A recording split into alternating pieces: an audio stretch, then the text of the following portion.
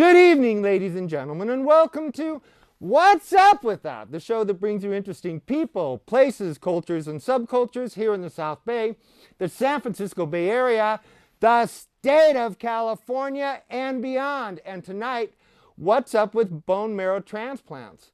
What's up with bone marrow donations?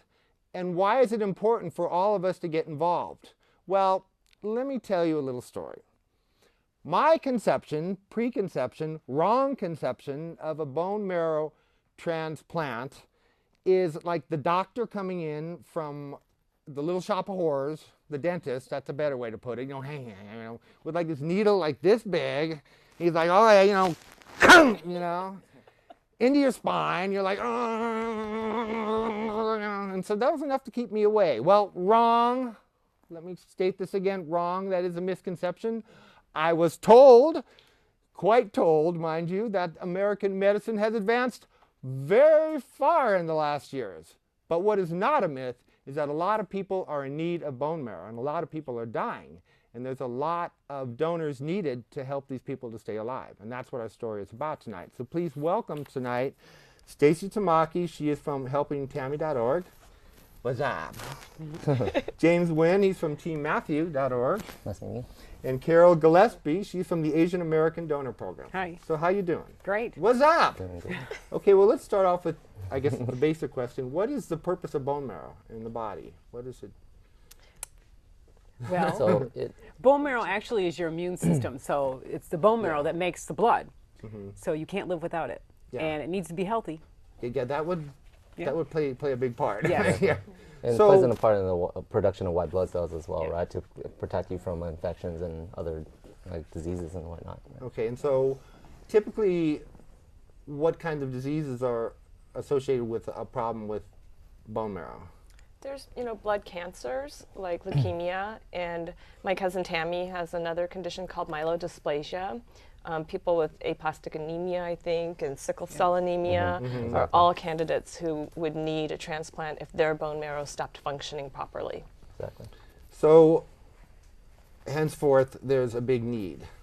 And I guess the donations are not nearly as enough Yeah, to there's go about around. I mean, there's about 6,000 people in the country on any given day who are in need of a transplant, a bone marrow or stem cell transplant. Exactly. Okay. And it's necessary for us to increase the number of registrants inside the registry because finding a match for one of these 6,000 people is really difficult. Yeah, we'll get to that in a minute. Yeah. So who is eligible then? Let's start from the process, okay? You, obviously what? Someone comes in. Yeah, they have to be between the ages of 18 years old and 60 years old, meaning they can be 60 and 364 days old. They just can't be 61 yet Okay. to be eligible. That's important now, remember, those last couple days. So basically anyone, right? Yeah. Is there a screening that's involved? Yeah, there's a health guideline that you have to fit into, health criteria that you have to fit into before you can put yourself in the registry. Okay, and those would be?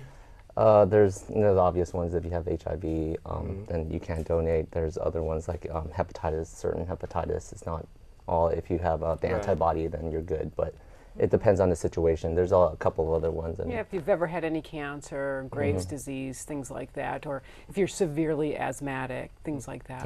But So generally good health. exactly. So when they come in, you have a questionnaire and then you do a blood test on them? Yep. This is the questionnaire. Okay. It's the most painful part. Takes about 7 minutes. Exactly. Not And the there's- needle? No, there's not a needle. That's another misconception, right? This is what's used now. Exactly. Is a cotton swab, and they're all keyed with a little sticker that go into the kit that Carol has right there. Exactly. And There's so 4 the of 'em. people just have to swab this in their mouth. There's 4 of them. It takes 10 seconds per swab. So it's a 7-minute to fill out the registration form and 40 seconds to swab. Exactly. And that's about it. It's a less than 10-minute process if you attend a live donor drive. Exactly. And this two-step process, that's one thing to emphasize. Is a lot of people that we register is like when that end, they said, is that it? Because people associate you have to. Well, I mean, click I'd be your like, fingers or something like that. Yeah, because yeah, that's cool, man. exactly. I'll be back next week to donate again. So there's previously you had to prick your fingers and get a blood sample, and we're advanced, as you said, right? So all it is a cotton swab. So the registration process is completely pain-free. So So, okay, so registration. So now they have registered, okay? And then you call them back, So yeah, so Is this a at that point, voluntary thing? they're in a national database, or actually international database. Or is Well, they're in the database here in the United Okay. States, so it's the national database, but Yeah. it's searched throughout the world. Okay, yeah, they're in a national database, and from that point, the doctors of leukemia patients or other blood disease patients, they can actually search this database to find a potential Okay. match. So that's obviously, a cotton swab is not going to get everything about you, but so then it's a preliminary match to kind of like screen it. okay, and it's sort of like at least they've taken the first step, and so that's Exactly. better than, But you have to match a patient 100%, or 10 out of 10 antigens have to match. Yeah. And that's very difficult. So Right. it's very racially specific. So if you're Chinese, your most likely donor is going to be Chinese. Yeah. If you're Japanese, your most likely donor is going to be Japanese. It seldom crosses race. right, and so it's a lot like donating an organ. I mean, it's almost kind of the same. Yeah, but this to emphasize that it is like donating an organ, but this is a replenishable organ, right? When you give people your when you give people like your Right, and cells that's and whatnot. actually a very important point. Yeah. Exactly. Because that was going to be my next question. Well, so what happens to the marrow that I just got rid of? It replenishes in your Yeah, body. well, I know. Yeah. Yeah, I'm like, did you just So- take half my immune system? Or what's up now? Two. No. And the way that the marrow is taken is also advanced in medicine. Yeah. So 30% of the donations that are done are still done using a needle, and it's the back of the pelvic bone or hip bone where they draw the marrow from, not the spine. But 70% of the people who donate now donate through blood through a process called peripheral stem cell donation. And so you're given a medicine that causes your bone marrow to, overproduce stem Okay. cells. Those are released from the bone itself into your bloodstream. So to donate, it's just like donating blood, except Okay. for they take your blood out, they harvest the stem cells, then they give you the rest of your blood back. Yeah. Okay, Okay, they don't take all the blood out at once. Yeah. So Exactly. What are some of the myths that they need to know about donating? Because I think I sort of started off with one, but what would be, does this hurt? People think that it hurts a lot. Exactly. They think that they're going to take out a piece of their bone, which Well- neither is the case. Yeah. Yeah. I mean, Yeah. that's It's Yeah. just the term bone marrow, right? People don't Right. know what it is, and Right. once they associate bone, you're gonna touch my bone. That's kind of like don't what's going on? touch Don't do my that, bone. right? Okay. But it's kind of like the chicken. You eat a chicken bone. You eat chicken at the restaurant. And you just break it open. Yeah. Okay, inside is that marrow. Right. Of course, that's cooked. Yeah. But marrow is just like a blood-like substance that runs through your bones. Exactly. Yeah. And to emphasize, 30% of the time is done through an actual, a needle prick in your pelvic bone to actually Yeah. get the bone marrow. But 70% of the time is through blood transfusion, which is a very big misconception. Is like because it hurts a lot kind of thing. Both, and one thing to emphasize, both processes are outpatient, and they can it's go home. important to emphasize this pain factor, because I think the pain factor is, Yeah. and honestly, Exactly. like if I Yeah. was to walk by and sign up for bone marrow transplant, the first thing, because I'm a pain Yeah. freak, I'm like, ah! Yeah. Well, the thing. It's not painful, but it's not completely painless. Yeah. So with marrow, you're completely out because you have general anesthesia. You're under general anesthesia. But when you wake up, you're going to feel sore, achy, and black and blue. Yeah. But the strongest medicine they give you is Tylenol, so it can't be that painful. And for peripheral blood stem cells, the 4 days that you're receiving the shots or the injections, you'll feel like you're coming down with the flu, bone aches and pains. Who hasn't had that? Right. And a little bit of a headache. But I mean, that's it. To save Yeah. someone life, I mean, really, that's not a lot Exactly. to ask. I know. Yeah. But people can be selfish. No, so- no, Exactly. no. And I know people are afraid of Definitely. pain, but it's not really considered pain. It's more of a tenderness and being Okay, uncomfortable. we'll save that thought. We're going to take a short studio break, and we'll be right back to talk about this very interesting subject. So we'll see you in a second.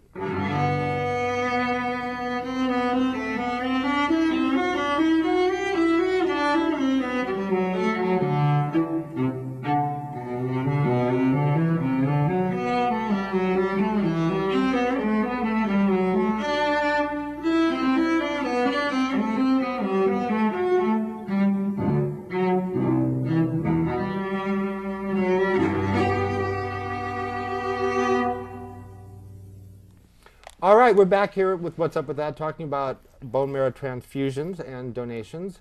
And it's been a very interesting conversation so far. I hope you're still watching and getting interested in helping some people, because as Stacie had said before, there's thousands of people that are in dire need of this. So this is really not a funny situation. How hard is it to find a match? If you're Caucasian, your odds are pretty good that 80% of Caucasians will find the match that they need. Is that just because Caucasians will donate more, or is it? It's because right now in the National Registry, well, the statistics as of January 3rd of this year, of 2009, there are 7.4 million people in the registry. Okay. 5.4 million are Caucasian. All right. And in the instance of like my cousin being Japanese American, there's less than 33,000 Japanese Americans in the registry. Okay. So those are the odds. Exactly. You know, for her to find someone here in the National Registry. Okay, so when we talk about the perfect match, then you kind of mentioned it. Maybe you can talk a little more. What is involved in the perfect match? It has to be a perfect, absolute. Well, the best match would be a 10 out of 10. That means that the patient would survive the transplant and do well. And So when you mean a 10 out of 10, you have a 10-point scale that you test? There are 10 human leukocyte antigens. They're like these little proteins that sit on your white cells. Okay. And they identify you. So there's 10 of those antigens that we need to match. Okay, if you only find a 9 out of 10, that's still good, but a 10 out of 10 would be ideal. Okay. So a lot of ethnic minorities don't or can't find that 10 out of 10 because there aren't enough ethnic minorities registered in the database. So the more people we have registered, the better opportunity we have of finding a donor for those patients. And is that because the Asian or the African American are less inclined to do this? So is it a misunderstanding? Is it a miseducation? What's going on? I think it's a lack of education about the need and how easy it is to actually donate. So I think that's our biggest hurdle, getting that information out to the community, because I think everybody's willing to help save a life. I mean, you know, Once you can talk to them one-on-one exactly, and explain the process and the need, because a lot of times people think, oh, well, if someone gets sick, they'll just go to a family member and they'll have the matching marrow. But in actuality, only 30% of the transplants done are from a family member. Yeah, that's 70% amazing, because I are would from think strangers. that would be your prime source. Yeah. An It doesn't ideal help. situation. But like my cousin doesn't have siblings, so her chance of, you know, finding a match was over before it began, basically. Well, let's bring this to a human level then. Tell me about your cousin. And my what's cousin going on? is only a year older than me, really. Well, actually, we're the same age right now. So she's 44 years old, and she has 2 young children, and she was in seemingly perfect health pretty much her whole life until about 7 weeks ago, when she started suffering from exhaustion. Okay. And, you know, extensive testing concluded that she had this condition that some sources will call it a syndrome, others now classify it as a blood cancer. So I don't really know what to call it myself, to be honest. But the end effect is it's very similar to leukemia.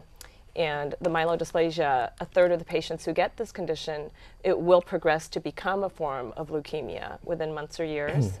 So if we can find her a donor before that transformation happens, she'll obviously have a much better chance of So what's the surviving. timeline on something like this? It varies patient to patient.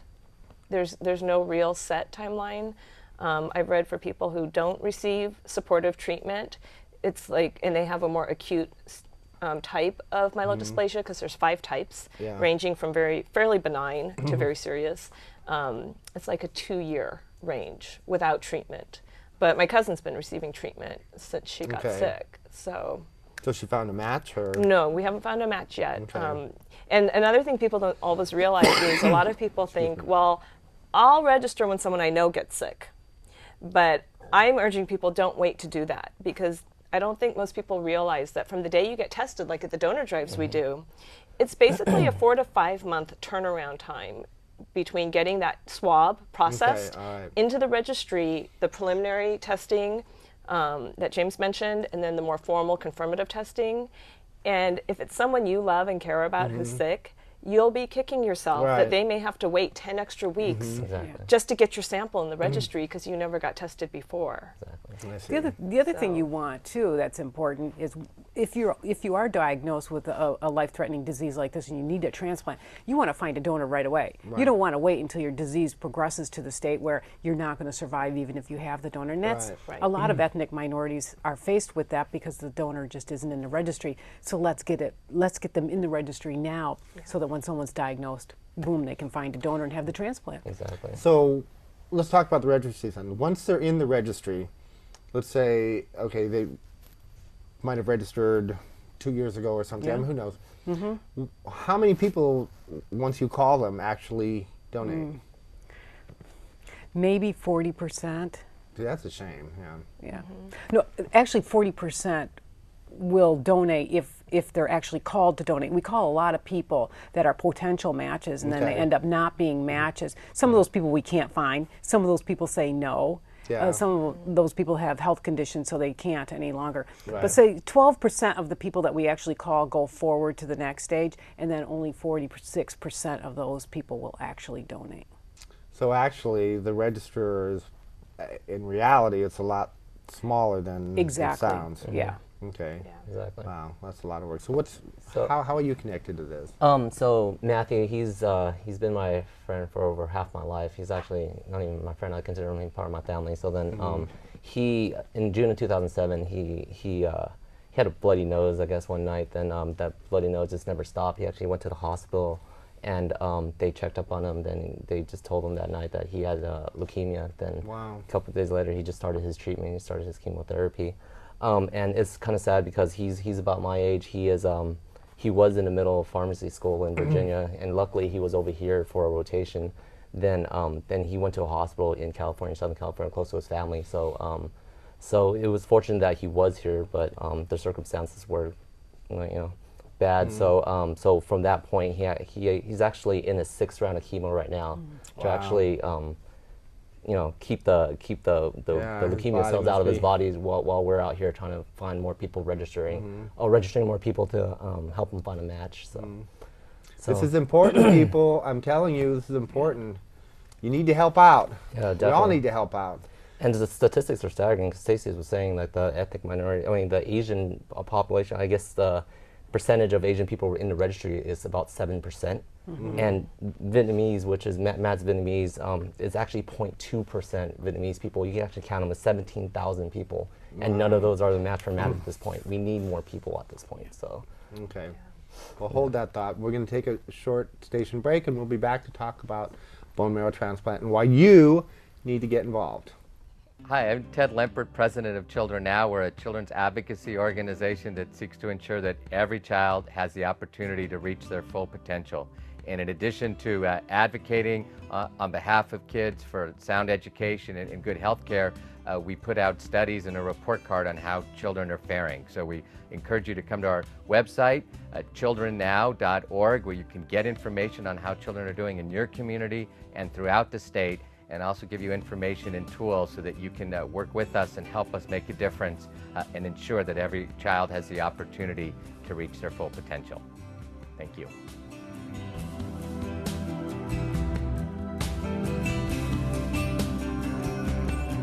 Welcome back. We're here talking about bone marrow transfusion and donation. And one of the questions that I would like to know for myself is, what are the risks involved? What are the risks involved? Potential risks, any kind of risks. If you're called as a donor and actually are able to donate to a patient, the risk would be for peripheral blood stem cells. There really is no risk except for you're going to feel like you're coming down with the flu and maybe get a headache. As soon as the collection of those stem cells happen, then those symptoms go away. So the risk there isn't all that great.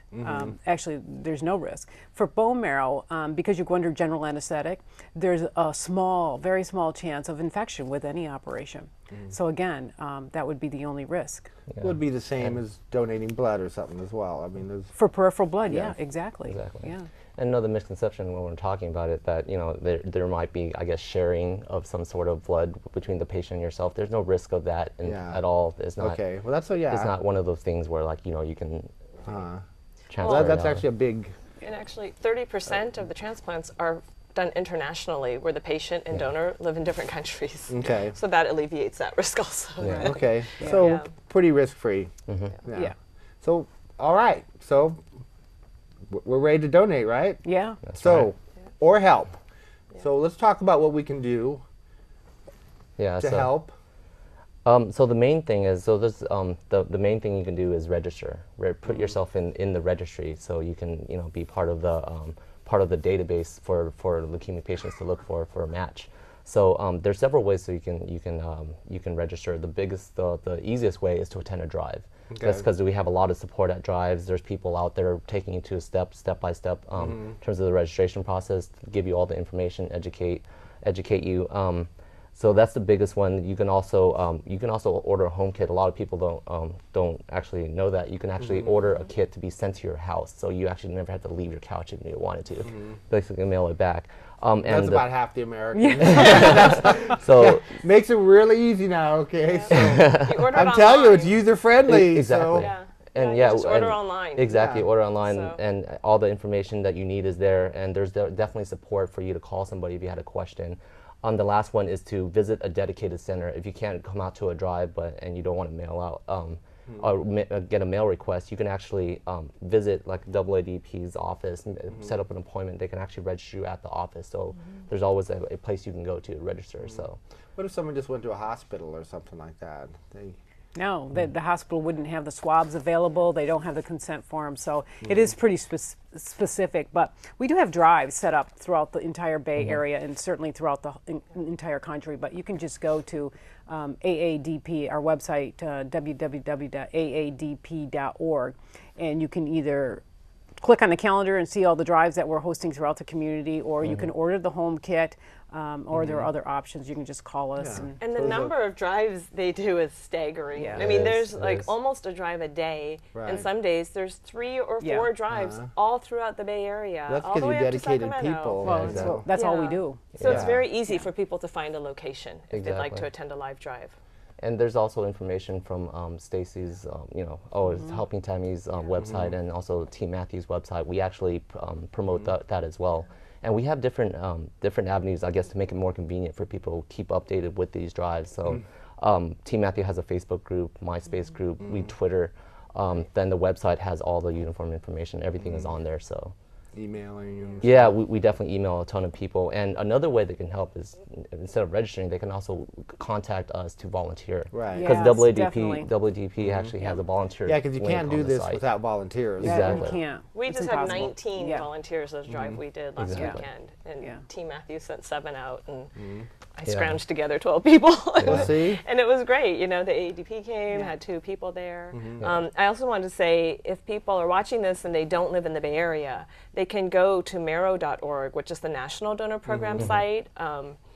And there's a page on there where you enter your zip code, and it'll They'll tell you where, bring yeah. up all the donor drives, whether you right. live in Boston or Texas or right. Kansas. It'll show you where your drives are. So there's no excuse. Yeah. If you're willing, Well, if you're you're willing, there's a way. I guess not. So, not to change the tempo of this, but realistically, how many people actually get their marrow? Percentage-wise. I don't want to bring a 36,000 people are diagnosed with leukemia every year. Probably 1,200 to 1,250 ethnic minorities, or Asians, I should say, will find a donor. So, The rest will die. Yeah. And wow. That's not good. no. No. No. And it can change. I mean, we can change this. The power is in us to do Right. that. The and power is that's always in us.